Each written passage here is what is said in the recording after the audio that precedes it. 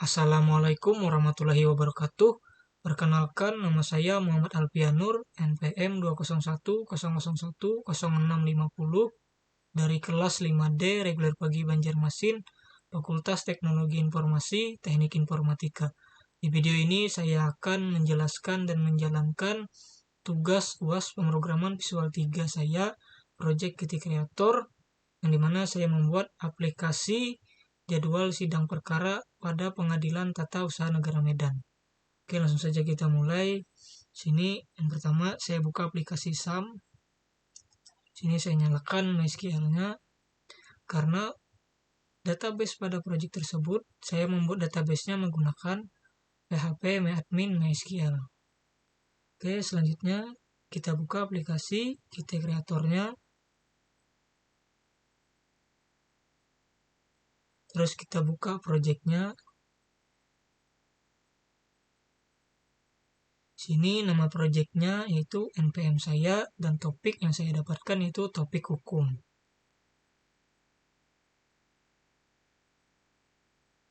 Oke, di sini ada 201.001.0650 strip hukum TIK Pro. Di sini saya tambahkan Quick SQL dan Quick Control 2. Selanjutnya di header pada backend.h. Sini saya ketikkan include QObject, terus include QSQL database, include QSQL query, include QSQL error, include QDebug, include QSQL query model, dan include QSQL record. Selanjutnya pada kelas backend di sini saya ketikkan public QObject. Terus pada backend di sini saya ketikkan QInvocable Void Koneksi Database, yang dimana fungsinya untuk mengkoneksikan database MySQL ke aplikasi Kitty Creator. Selanjutnya di sini ada QInvocable Void Simpan Panitera, yang fungsinya untuk menyimpan data ke dalam tabel Panitera. Terus di sini ada juga QInvocable Void Ubah Panitera, yang fungsinya mengubah data pada tabel Panitera. Terus ada juga di sini QInvocable Void Hapus Panitera, yang fungsinya berfungsi menghapus data pada tabel Panitera. Terus di sini QInvocable Void Simpan Jadwal, yang berfungsi untuk menyimpan data pada tabel jadwal. Terus QInvocable Void Ubah Jadwal, yang fungsinya untuk mengubah data pada tabel jadwal. Terus ada juga QInvocable Void Hapus Jadwal, yang fungsinya untuk menghapus data di tabel jadwal yang sudah diinputkan. Terus di sini ada QInvocable Void Simpan Perkara untuk menyimpan data perkara. Selanjutnya QInvocable Ubah Perkara untuk mengubah data pada tabel perkara. Terus QInvocable Hapus Perkara menghapus data pada tabel perkara. Dan ada juga QInvocable Simpan Hakim yang berfungsi untuk menyimpan data pada tabel hakim. Terus di sini ada QInvocable Ubah Hakim yang fungsinya untuk mengubah data. Terus di sini ada QInvocable Void Hapus Hakim untuk mengubah data di tabel hakim. Terus di sini ada juga QInvocable Bold Validasi, yang dimana fungsinya untuk menampilkan pesan apabila kita ingin menginputkan tetapi inputan tersebut sudah ada. Nanti kita coba pada saat menjalankan aplikasinya. Terus di sini ada get data tabel Panitera. Sini ada juga get data tabel jadwal, get data tabel perkara, get data tabel hakim. Pada private di sini saya ketikkan QSQL database koneksi. Terus di sini saya ketikkan juga QString temname, yang dimana di sini untuk Panitera. Terus tem nama, tem jabatan, tem alamat, tem tanggal, tem tempat. Di sini juga ada QString pada tabel perkara, tem ID perkara, tem ID Panitera, tem tanggal sidang, tem jam sidang, tem ruangan, tem agenda. Terus di sini ada QString untuk perkara. Di sini ada tem no perkara, tem tanggal daftar, tem klasifikasi perkara, tem penggugat, tem tergugat, tem pokok perkara, tem status perkara. Sini ada juga QString temnip. Ini untuk hakim, temnip, tem nama hakim, tem alamat hakim, tem tanggal lahir, tem tempat lahir, tem pangkat, tem golongan, tem jabatan. Terus pada model data tabel.h di sini saya ketikkan include object, terus ada include QSQL query model, ada include QSQL record, ada juga include QSQL query model, dan ada juga include QSQL file. Pada kelas model data tabel di sini saya ketikkan public QSQL query model. Ini model data tabel. Ada Q invocable void perintah SQL. Oke, selanjutnya kita ke backend.cpp. Sini ada void backend koneksi database, di mana kita harus merefaktornya dari backend.h. Ini tadi Q invocable void koneksi database. Kita klik kanan, kita refaktor, kita tambahkan ke dalam backend.cpp. Di sini ada di dalam void backend koneksi database, di sini ada kode koneksi, terus QSQL database, add database, terus di sini ada koneksi titik set database name-nya, terus drivernya di sini saya menggunakan MySQL ODBC 8.0 ANSI driver, terus database, nama database-nya nama saya dan npm saya, strip npm saya, terus di sini koneksi tick set hostname localhost, terus koneksi tick set username root, dan koneksi set password. Di sini passwordnya kosong saja. Terus koneksi set port 3306. Terus apabila pada saat kita menjalankan aplikasi ya, terus database yang berhasil dikoneksikan, maka akan muncul notif database berhasil dikoneksikan. Nanti kita akan coba jalankan aplikasinya. Nanti akan muncul database berhasil dikoneksikan apabila database-nya berhasil dikoneksikan. Selanjutnya ada void backend simpan panitera. Ini sama, kita harus refaktor juga pada backend.h-nya. Nih, kita klik kanan, kita refaktor. Terus pada backend.cpp-nya, sini QSQL query-nya simpan. Terus QString text-nya insert into, yang dimana kita akan memasukkan data ke dalam tabel panitera. Terus di sini ada simpan prefer-nya teks. Terus di sini ada simpan tick bin value 0 ID, ini dapatkan dari sini. Terus yang kedua di nip ini kita dapatkan juga dari sini, namanya dari sini juga, terus jabatan dari sini, alamat dari sini, tanggal dari sini, terus tempatnya juga dari sini. Apabila data tersebut berhasil kita simpan pada saat programnya dijalankan, maka akan muncul notif data berhasil disimpan. Terus di sini ada juga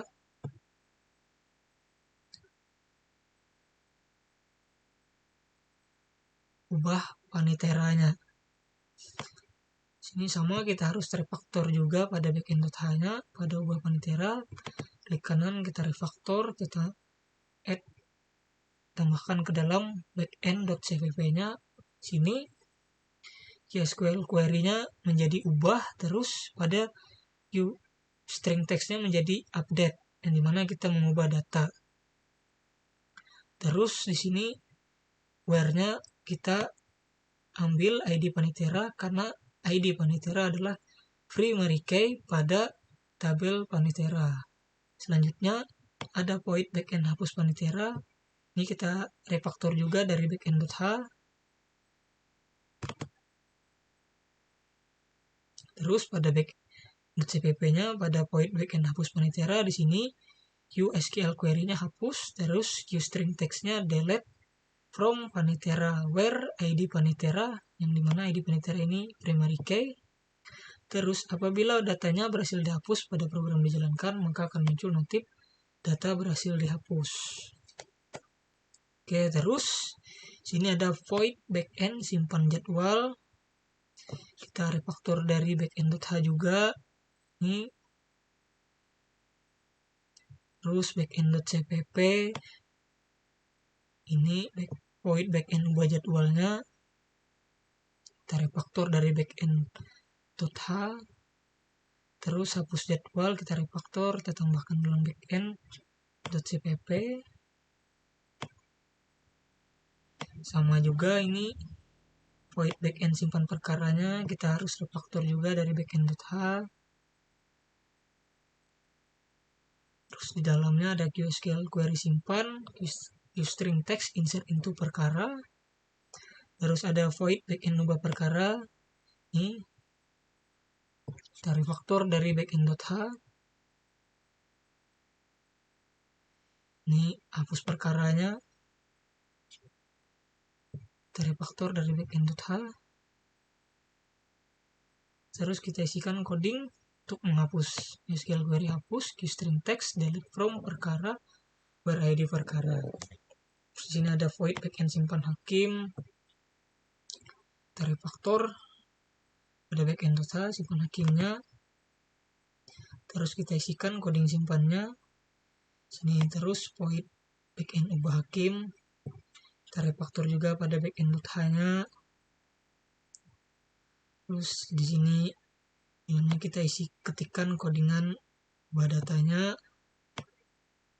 Terus hapus hakim, ini juga refaktor juga dari backend.h. Terus kita ketikkan codingan QSQL query hapus, terus QString text delete from hakim where id hakim. Terus di sini ada ball backend validasi, yang dimana di backend.h ini kita klik kanan, terus kita refaktor, terus di pada backend.cpp-nya kita ketikkan coding QSQL query model ball hasil sama dengan false, terus model titik set query. Sini select tentang from nama tabel where nama primary sama dengan nilai primary. Juga di sini int jumlah record. Terus di sini ada jumlah record. Dan di sini juga ada else still true if, ini untuk panitera, ini jadwal perkara, terus ini hakim. Untuk QString backend getNib ini kita dapatkan dari merefaktor QInvocable QString getNib. Bawahnya juga sama seperti getNib, kita refaktor juga pada git-gitnya. Terus pada main.cpp-nya di sini saya ketikkan include backend.h, terus include QuickStyle, terus di sini saya ketikkan juga include QML context dan include model datatabel.h. Sini juga saya ketikkan backend bintang my project sama dengan new backend dan my project koneksi database. Dan sini ada juga QML context, data context. Data context ini set konteks propertinya HKM hukum, di sini saya singkat menjadi HKM. Terus di sini untuk tabel panitera, di sini juga untuk model data tabel jadwal perintah SQL-nya select from jadwal.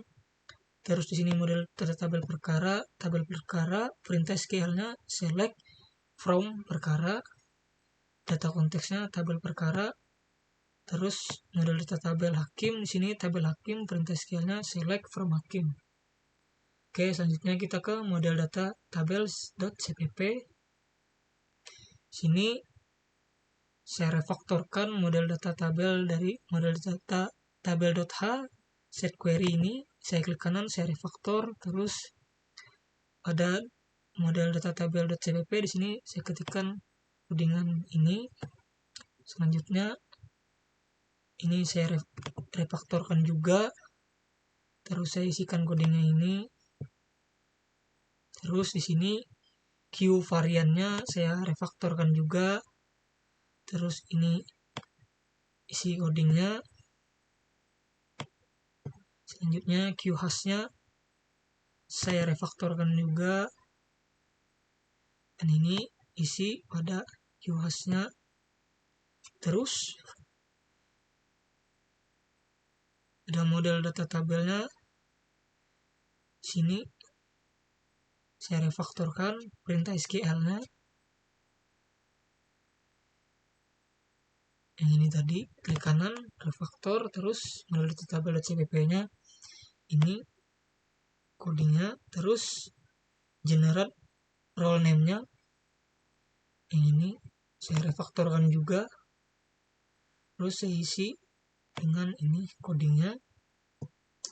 Selanjutnya kita akan ke halaman utama .qml. Sini ada import KittyQuake 2.0. Sini juga ada import KittyQuake control 2.5. Sini ada juga import KittyQuake control material 2.3. Sini juga import KittyQuake layout 1.3. Pada halaman utama .qml di sini saya tambahkan pack. Terus di dalam pack ada rectangle. Terus ada di dalam rectangle saya tambahkan gambar. Sini saya run dulu.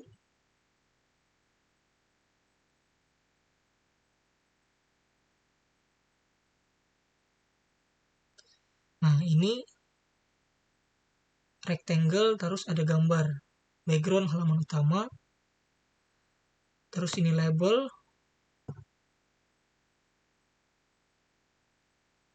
Label yang ini. Judul aplikasinya. Terus saya tambahkan rectangle lagi. Terus di dalam rectangle-nya saya tambahkan image. Itu untuk foto profil saya. Selanjutnya kita ke main QML. Sini saya importkan KittyQuake 2.15, terus import KittyQuake window 2.15, terus import KittyQuake control 2.5, terus di sini import KittyQuake control material 2.3, terus ada juga import KittyQuake layout 1.3. Terus di sini saya tambahkan aplikasi window, terus di sini lebarnya 1500, panjangnya 800, visible-nya true, tail-nya judul. Sini properti string judulnya aplikasi jadwal sidang perkara pada Pengadilan Tata Usaha Negara Medan. Ini casing window-nya. Terus di sini ada header toolbar. Ini menu header toolbar ini. Terus ini ada untuk menu sampingnya.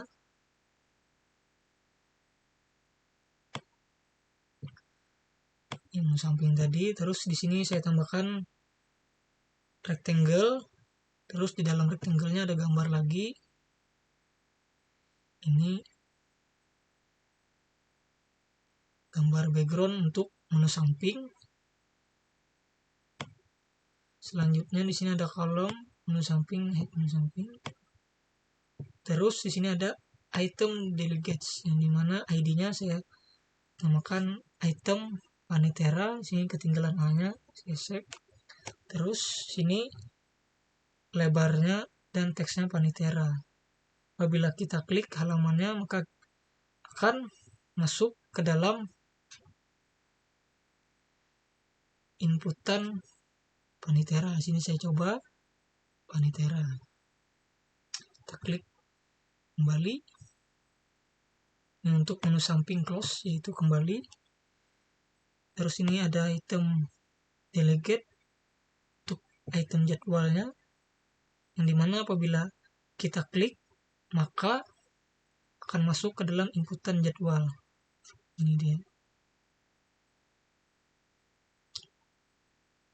Terus ada item untuk perkara.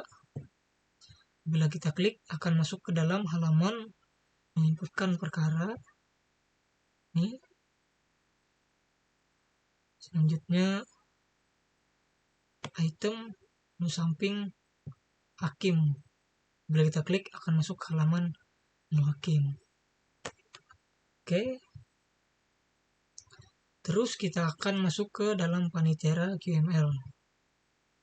Nah, di sini ada import KittyQuake 2.15. sama seperti sebelumnya juga.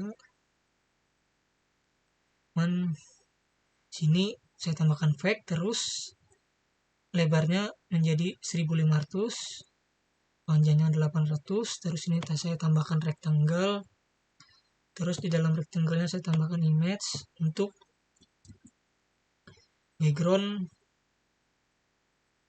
pada halaman paniteranya ini. Selanjutnya di sini ada properti string judul input panitera. Terus di sini ada properti string isi pesan. Sini ada dialog, ID, MSJ validasi, pesan validasi, detailnya informasi. Sini ada grid layout, yang dimana di dalamnya ada label dan text field. Ini label dan ini text field-nya untuk menginputkan. Sama juga sini text field-nya, sini ada label, text field-nya juga. Nah, kita ke bawah lagi. Terus ini saya tambahkan raw layout. Saya tambahkan raw layout. Di dalam raw layout-nya ada button simpan, yang dimana apabila kita menginputkan data, terus kita harus menyimpannya. Ini ada codingan simpannya. Dan apabila pada text ID, text field-nya belum kita isi, maka kita klik simpan, maka akan muncul notif ID belum diisi seperti ini. ID-nya belum kita isi, kita coba simpan, ID belum diisi.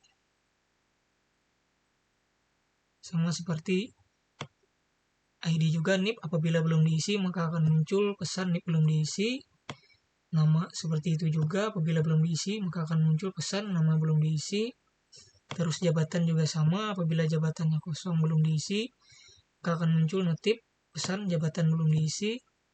Alamat juga sama, bila belum diisi maka akan muncul pesan alamat belum diisi.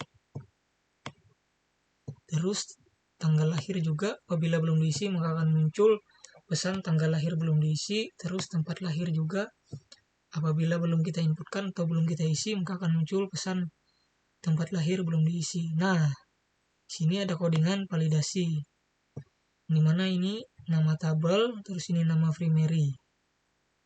Ini text ID, teksnya si pesan ID sudah terdaftar.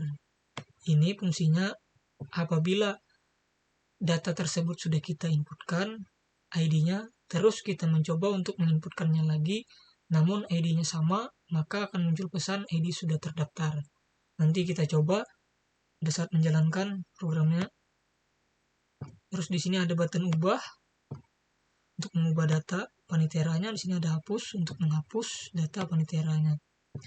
Terus di selanjutnya di sini ada rectangle lagi, yang dimana warnanya warna putih. Terus dalam rectangle ada table view.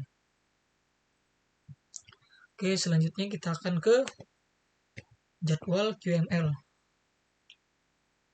Nah, di sini ada juga saya tambahkan juga pack, terus panjang lebarnya saya atur juga, rectangle, terus di dalam rectangle-nya ada image atau gambar untuk background pada halaman jadwalnya. Ini background halaman jadwal.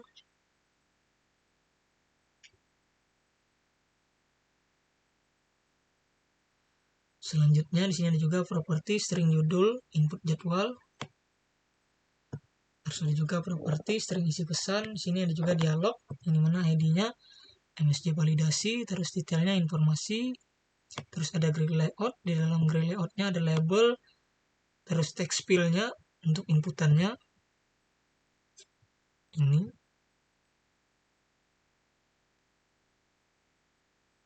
Ini labelnya, terus ini text field-nya untuk inputannya.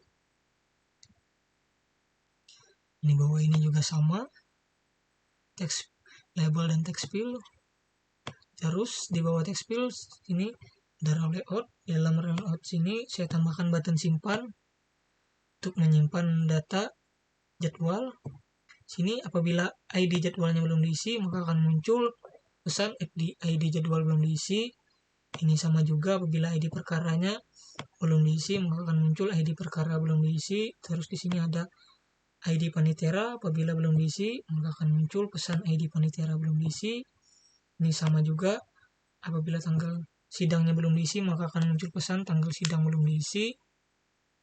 Terus di sini ada juga jam sidang belum diisi, apabila inputan jam sidangnya belum diisi, maka akan muncul pesan ini. Ini juga sama, inputan ruangan apabila belum kita inputkan atau belum kita isi, maka akan muncul pesan ruangan belum diisi. Sini agenda juga sama. Apabila belum diisi, maka akan muncul pesan agenda belum diisi. Terus di sini ada validasinya juga. Sini nama tabelnya, terus ini nama primerinya. Si pesannya ID jadwal sudah terdaftar. Apabila kita sudah menginputkan ID jadwalnya, terus kita simpan, terus kita inputkan lagi ID jadwal yang sama, maka akan muncul pesan ID jadwal sudah terdaftar. Terus di sini ada button ubah untuk mengubah data pada tabel jadwal. Di sini ada button hapus untuk menghapus data pada tabel jadwal. Selanjutnya ada rectangle lagi. Sini warnanya juga putih. Y-nya 450, X-nya 20. Di sini ada di dalam rectangle-nya ada table view. Yang dimana modelnya tabel jadwal. Terus sini teksnya tabel jadwal, tik header data. Selanjutnya kita akan ke perkara QML. Ini sama seperti di jadwal QML, isinya ada pack, ada rectangle, terus di dalam rectangle ada image untuk background halaman perkara. Terus di dalamnya ada grid layout, ada label, ada text field untuk inputannya. Terus di sini ada juga button simpan. Di dalamnya ada terdapat codingan untuk menyimpan data. Terus apabila ID perkaranya belum kita isi, maka akan muncul pesan ID perkara belum diisi. Sama seperti sebelumnya juga, harus kita isi terlebih dahulu. Apabila belum diisi, maka akan muncul pesan seperti ini. Jadi kita coba pada saat menjalankannya. Selanjutnya ada validasinya juga. Di sini ini nama tabelnya, terus ini nama primerinya. Apabila ID perkaranya sudah terdaftar, kita tidak bisa mendaftarkannya lagi. Apabila kita mencoba untuk mendaftarkannya lagi, maka akan muncul ini, pesan ID perkara sudah terdaftar. Terus ada button ubahnya juga untuk mengubah data perkaranya. Sini ada juga button hapusnya untuk menghapus data perkaranya. Terus ada rectangle-nya juga. Dalam rectangle-nya ada tabel view-nya juga. Terus modelnya sini tabel perkara. Di sini tabel perkara. Terus kita ke hakim QML. Sama juga di sini ada fake, terus ada lebarnya 1500, panjangnya 800, terus ada rectangle. Di dalam rectangle-nya ada image untuk background halaman hakim.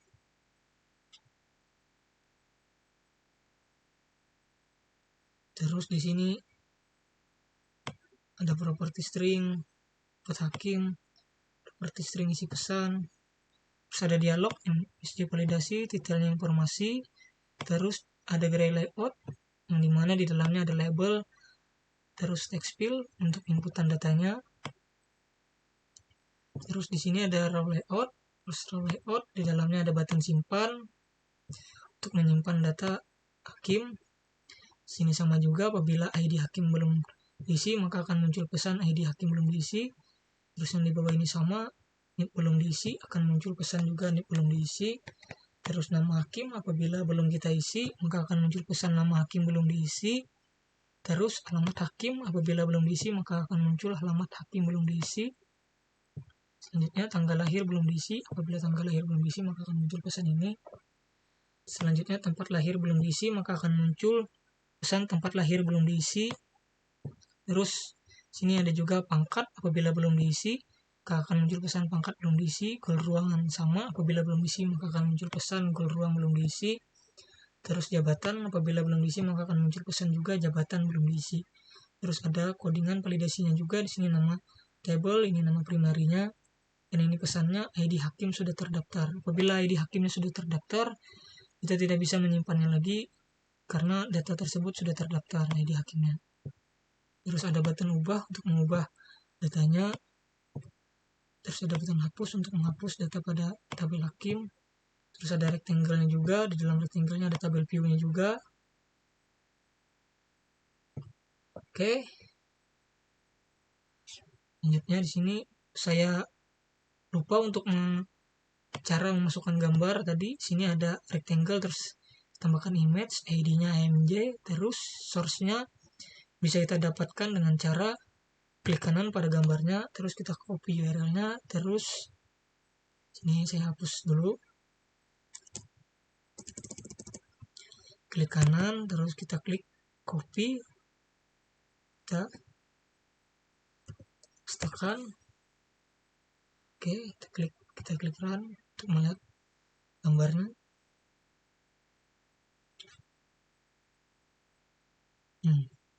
Cara memasukkan gambar tadi.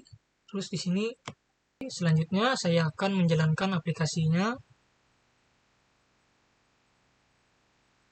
Ini saya inputkan data pada tabel Panitera. Sini saya ketikkan 1 ID Paniteranya, NIP-nya 0890, namanya Ahmad, jabatan panitia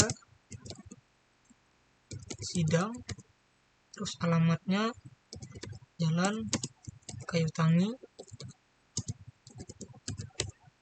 tanggal lahirnya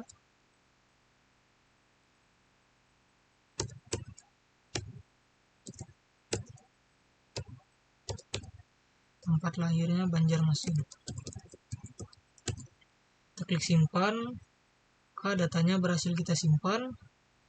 Oke, kita jalankan lagi untuk melihat datanya pada tabel view.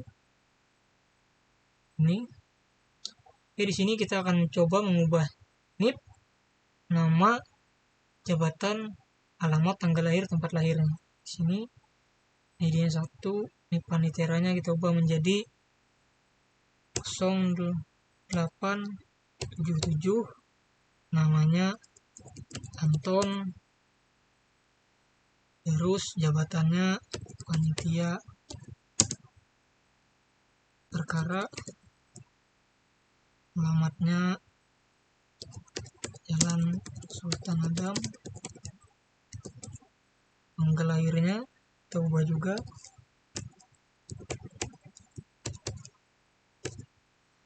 lahirnya kita ubah juga.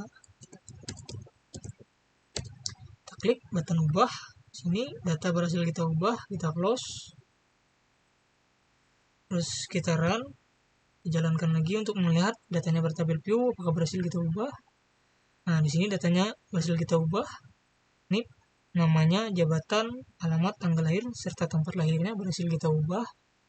Terus di sini untuk menghapusnya kita cukup ketikkan saja ID Paniteranya 1, terus kita klik hapus, maka data berhasil kita hapus. Kita close, kita jalankan lagi. Ini pada tabel view-nya kosong, datanya berhasil kita hapus. Sini kita akan mencoba menyimpan datanya. Ini kita coba ID-nya kita isi 11, terus NIP-nya 099, namanya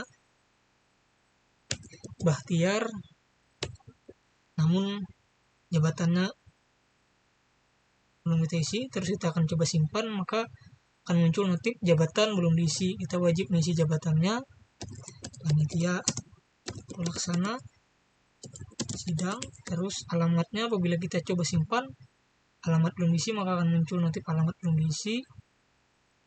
Ini kita coba isi, nah, Jalan Belitung Darat, Terus tanggal lahir di sini akan kita isi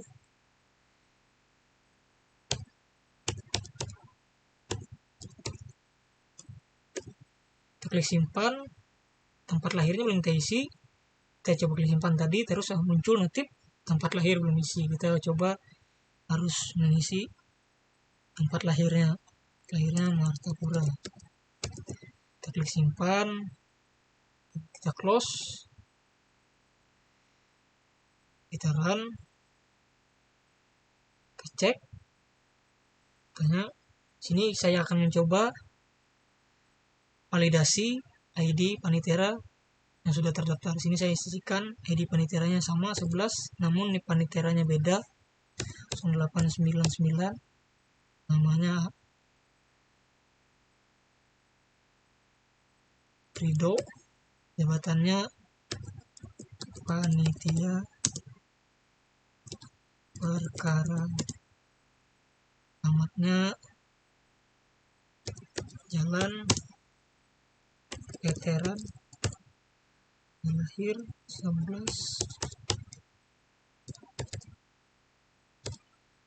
lahir, klik simpan, maka akan muncul ID sudah terdaftar. Ini ID-nya, namanya juga ada Bahtiar, sudah terdaftar. Tadi tidak boleh lagi didaftarkan lagi. Oke, sini dan juga muncul datanya, pada data tersebut sudah terdaftar. Oke, terus ini close, jalankan. Kita akan mengisi data pada tabel jadwalnya. Sini ID jadwalnya 1, ID perkara 001, ID Panitera 01, tanggal sidang 17/1/2023, jam sidangnya jam 5.00, ruangan sidang, agenda sidang kasus. Kita klik simpan. Sini datanya berhasil disimpan. Kita close, terus kita jalankan. Sini maka datanya akan muncul pada tabel view. Terus kita akan mencoba menyimpannya lagi. Sini 2, ID perkara 002, ID paniteranya 002 juga, tanggal sidang 18/2/2023, jam sidang jam ruangan sidang agenda sidang kasus. Terus agenda sidangnya kita kosongkan. Kita mencoba untuk tidak mengisi agendanya. Nah, di sini akan muncul notif agenda belum diisi. Kita wajib mengisinya. Sidang perkara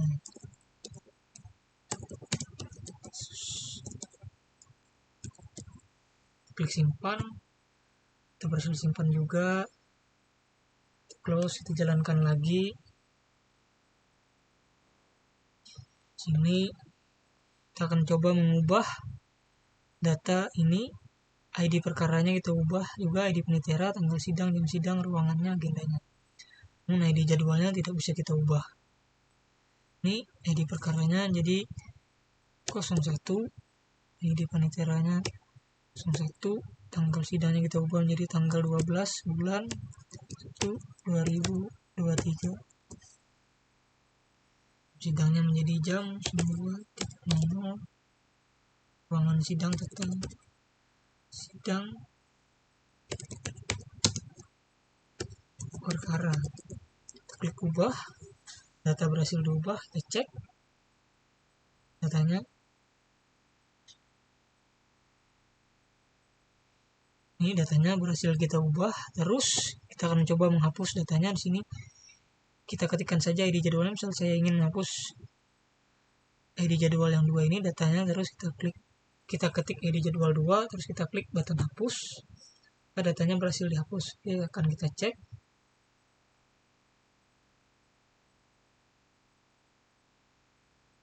Sini datanya berhasil kita hapus. Di sini saya akan mencoba validasinya. Apabila ID jadwal yang sama kita daftarkan lagi, apakah akan muncul pesan ID jadwal sudah terdaftar.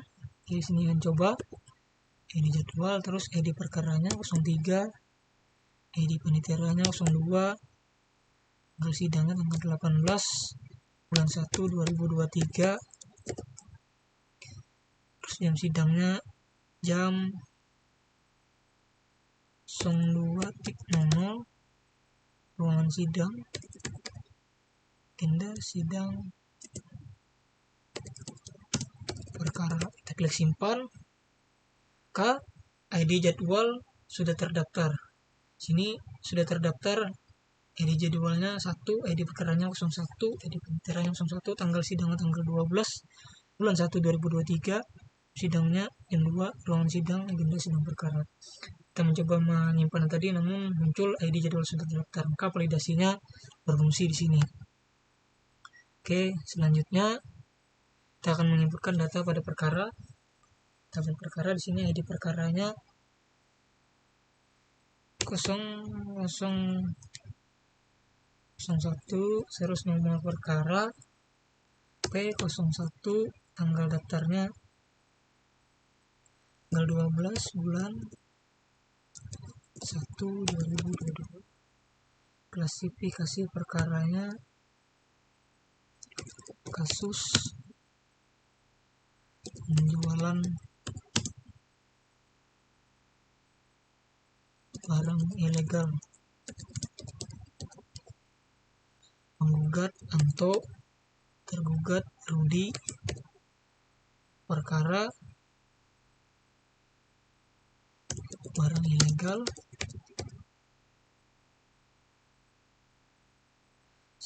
Statusnya diperiksa. Kita coba klik simpan. Datanya berhasil kita simpan. Terus kita cek perkara, data yang kita inputkan tadi, simpan.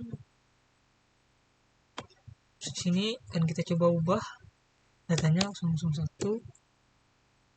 Sini jadi nomor perkara jadi P02, terus tanggal daftarnya 1 2023.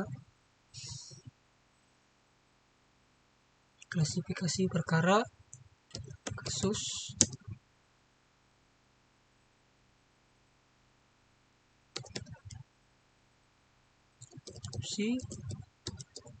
pada kasus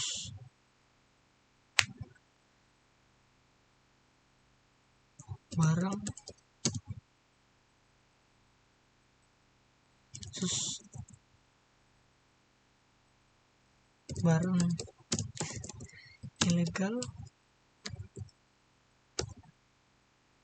Penggugatnya Rido, tergugat Ahmad. Perkaranya barang ilegal tadi. Status diperiksa. Kita klik ubah, data berhasil diubah. Coba run, terus kita periksa lagi apakah datanya berhasil diubah. Sini datanya berhasil kita ubah. Terus kita akan coba menyimpan data lagi. 02, ID perkaranya, nomor perkaranya 03, tanggal daftar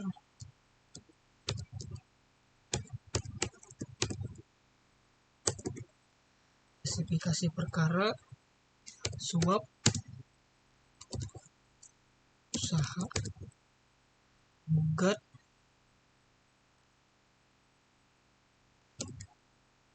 Bahri, tergugat Rian. perkaranya suap perkara proses sidang periksa. Klik simpan, harus kita simpan di sini. Sekarang kita coba cek lagi datanya di perkara. Sini tersimpan di sini. Kita akan coba hapus yang ID perkara 002. Kita klik hapus, sini datanya berhasil kita hapus. Periksa.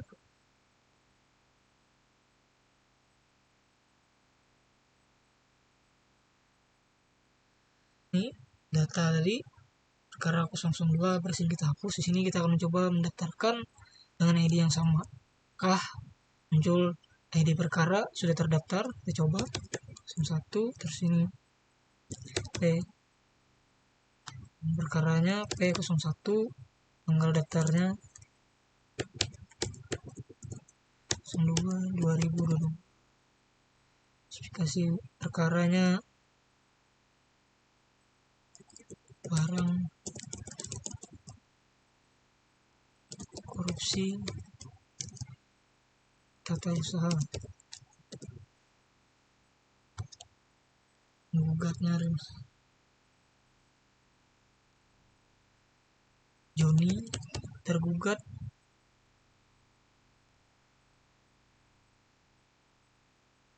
Anto, perkaranya korupsi, statusnya periksa. Kita klik simpan. Sini ID perkara sudah terdaftar, jumlah rekodnya 1. Ini tadi. Oke. Terus kita coba hapus. Kita berhasil dihapus. Cek data pada tabel perkara kosong.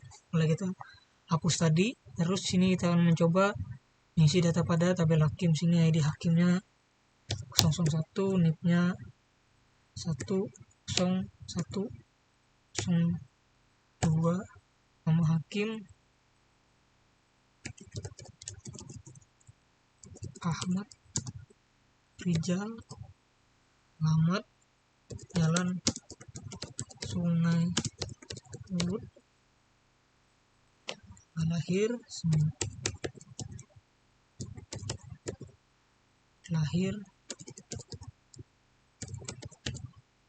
pangkat hakim utama ruangan 1 jabatan hakim. Kita klik simpan.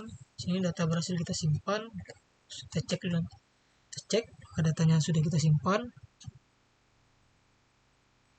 Ini datanya berhasil kita simpan. Terus kita akan mencoba mengubah datanya. Sini jadi hakim 01, NIP-nya kita coba ubah jadi 111, namanya Gilang, alamat Jalan Kayu Tangi, tanggal lahirnya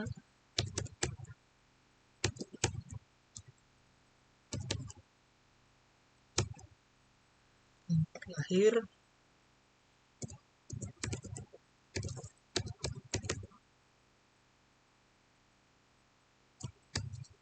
hakim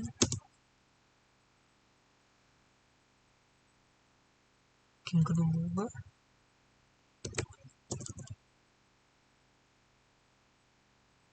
pendamping hakim, ruangan 1 jabatan pendamping. Kita klik ubah. Sini data berhasil kita ubah. Kita cek.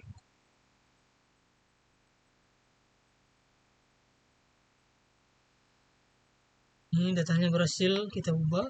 Terus kita akan mencoba menyimpan, namun sebagian teks filenya tidak kita isi.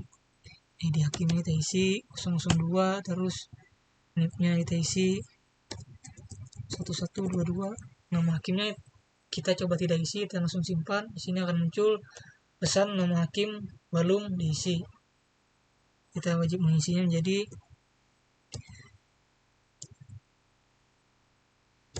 Jainam. Alamatnya Jalan Veteran.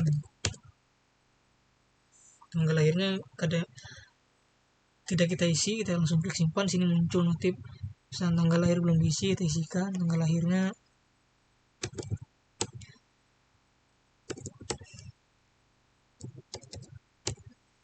Tempat lahirnya langsung kita klik simpan. Tempat lahirnya belum kita isi, akan muncul pesan tempat lahir belum diisi. Terus sini Binuang Kat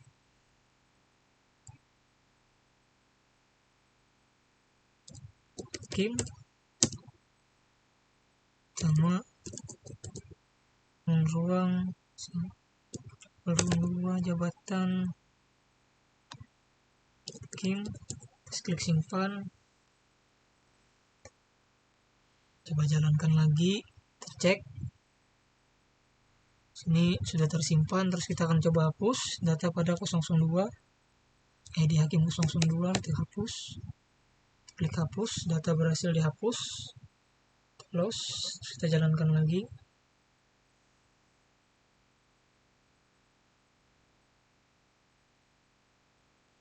Terus kita akan mencoba coding validasi ID Hakim sudah terdaftar 001. Terus kita isikan nicknya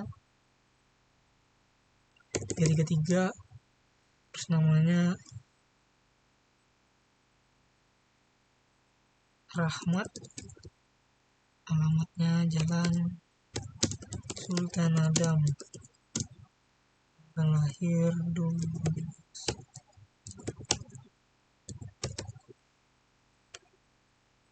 Binuang, pangkat Hakim, peluang 1 jabatan. Kita klik simpan, akan muncul validasi ID Hakim sudah terdaftar. Oke, kita tidak bisa mendaftarkan apabila ID Hakim tersebut sudah kita inputkan. Oke, kita close. Oke, sekian penjelasan saya dan menjalankan aplikasi yang sudah saya buat. Apabila ada salah kata, saya mohon maaf. Wassalamualaikum warahmatullahi wabarakatuh.